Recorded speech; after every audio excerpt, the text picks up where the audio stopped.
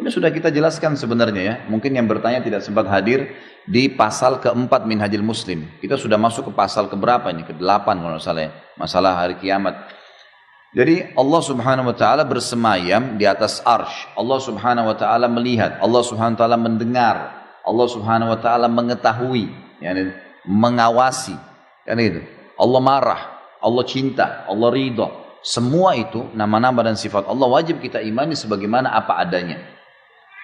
Kata Imam Syafi'i rahimahullah, saya beriman kepada apa yang Allah sampaikan tentang dirinya seperti yang Allah inginkan, gitu kan? Dan saya juga beriman kepada apa yang disampaikan Rasulullah SAW sebagaimana apa yang diinginkan oleh Rasulullah SAW. Jadi kita harus memang seperti itu konsepnya.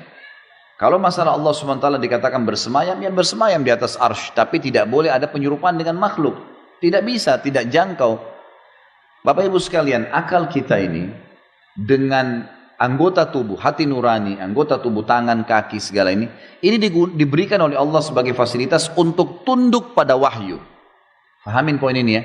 Jangan wahyu yang Bapak Ibu korek-korek dengan akalnya, maunya wahyu sesuai dengan akalnya, nggak bisa. Kalau kita dahulukan akal, apa standarisasinya? Misal gini, kalau kita semua ini punya akal pikiran kita berbeda-beda semuanya. Yang satu suka kuning, yang satu suka kuning, yang satu suka biru, yang satu suka hijau. Beda-beda warna, beda-beda bentuk, beda-beda jenis makanan, beda-beda keinginan kendaraan dan seterusnya. Baik, akal manusia berbeda-beda, diatur oleh wahyu. Wahyu yang mengatur, ada standarisasi. Bayangkan kalau kita balik, akal yang mengatur wahyu, akal siapa yang jadi standar? Kan itu. Bapak Ibu kalau kerja di satu perusahaan, yang harus tunduk, kita tunduk ke peraturan perusahaan atau perusahaan tunduk dengan akal-akal otak-otaknya pegawai-pegawai? Tentu saja pegawai tunduk kepada peraturan perusahaan. Bayangkan kalau saya buat perusahaan, semua pegawai saya harus ikutin otaknya mereka semua. Jadi mereka semaunya masuk kapan, mereka pakai baju terserah, mereka berbuat semaunya, ambil uang semaunya. Kacau balau lah perusahaan itu. Harus ada standarisasi. Wahyu itu standarnya, hukum. Semua otak harus tunduk di situ. Karena kalau akal yang kita dahulukan harus wahyu ikut akal, kita akan protes. Kenapa laki-laki dan perempuan saja? Kenapa tidak ada jenis kelamin yang ketiga? Kenapa sholat duhur 4 rakaat? Kenapa sholat 5 kali? 1 kali saja. Dan gitu. Terusnya kita akan banyak protes tuh. Kenapa ada malam dan siang? Kenapa harus ada begini? Kenapa harus ada begitu? Kenapa harus ada pisang? Kenapa harus ada anjing? Kenapa harus ada babi? Banyak. Akal tidak bisa kalau dilepas, tidak dikontrol oleh wahyu, dia akan kemana-mana. Kacau balau semuanya. Maka harus ditundukkan dengan akal kita. Dengan wahyu. Wahyu menyampaikan tentang nama-nama dan sifat Allah. Kita harus imani apa adanya. Sampai ada penjelasan dari wahyu. Wahyu cuma menyampaikan Allah punya telapak tangan.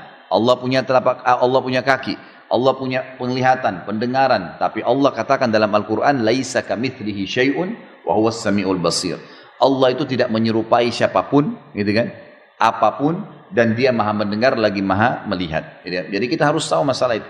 Masalah Allah SWT beristiwa, bersemayam di atas arsy-Nya dengan kemahabesarannya. Imani masalah itu. Makanya Imam Malik rahimahullah pernah ditanya seseorang lalu dia berkata, wahai Imam, bagaimana sih caranya memahami istiwa? Seperti tadi pertanyaan, apakah seperti manusia bisa difahamin begitu? Manusia yang naik di atas singgasana?